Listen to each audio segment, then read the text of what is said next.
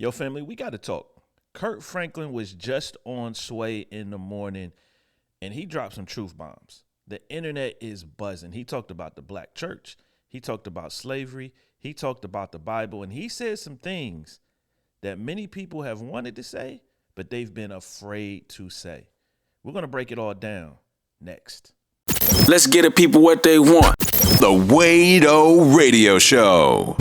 Every church in America during segregation would have said that slavery is a sin.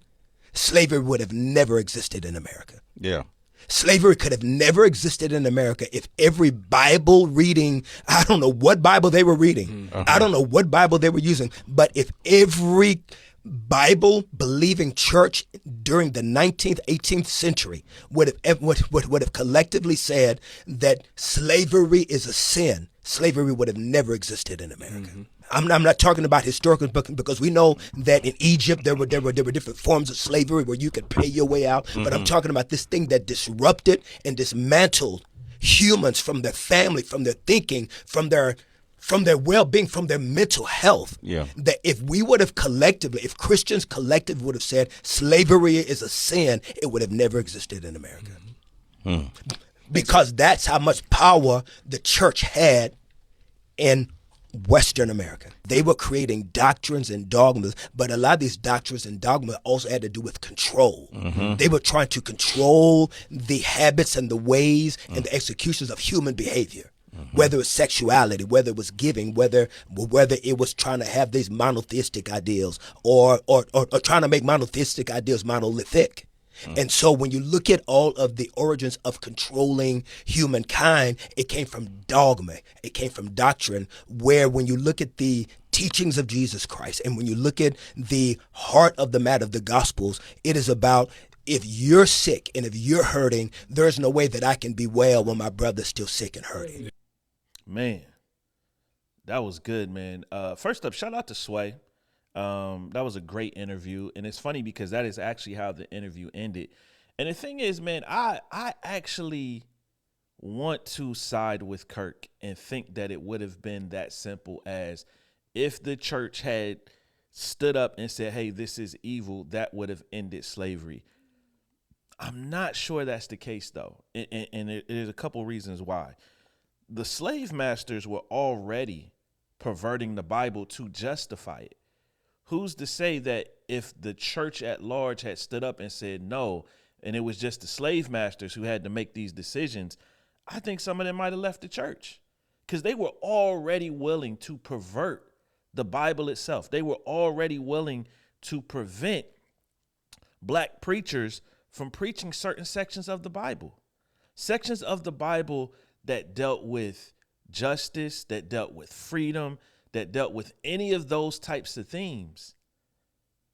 They were tearing those parts of the Bible out of the physical Bible, which is crazy to think about, but that was happening. So I can't sit here and say, okay, if the entire church would have said, hey, this is wrong, the people who were doing that portion of it would have submitted. I don't know. Maybe, maybe I'm thinking too deep about it, but I'm not ready to go there. But here's the other thing.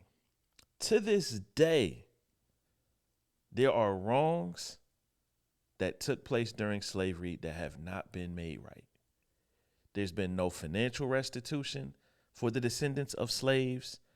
In some cases, you still have not even had acknowledgement from certain organizations, certain denominations, that slavery was indeed a sin and wrong, right? You still have some of that stuff going on. And then here's the other thing.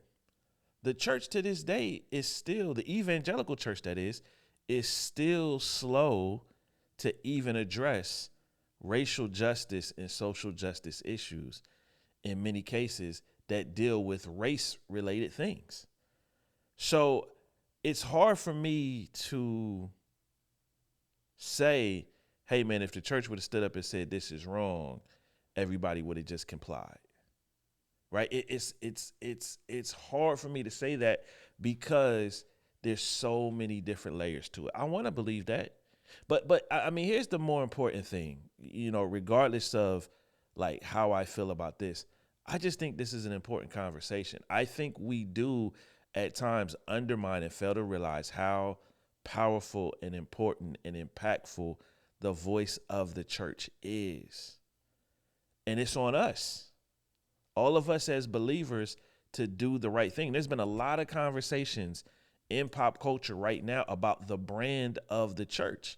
And a large part of the reason why there's so many conversations about the brand of the church is because there are times where we look hypocritical as a whole of the church. Now, one of the other things that Kirk said in this interview, which was great, is that, hey, the teachings of Jesus are not the same as what we pass off as westernized Christianity. It's not the same. What Jesus taught is not exactly a one-to-one of what the church in America today has become. And I think the more that we are willing to admit that as a church, the more we can engage in conversations with people who are not believers, who are looking at all of this and saying, what's up with this? The Bible teaches this, but y'all live in this way. Y'all walking this way. Y'all talking this way. And so those are the things, family, that we have to wrestle through, the things that we have to admit, but it's also the things that we have to lay at the feet of the Father.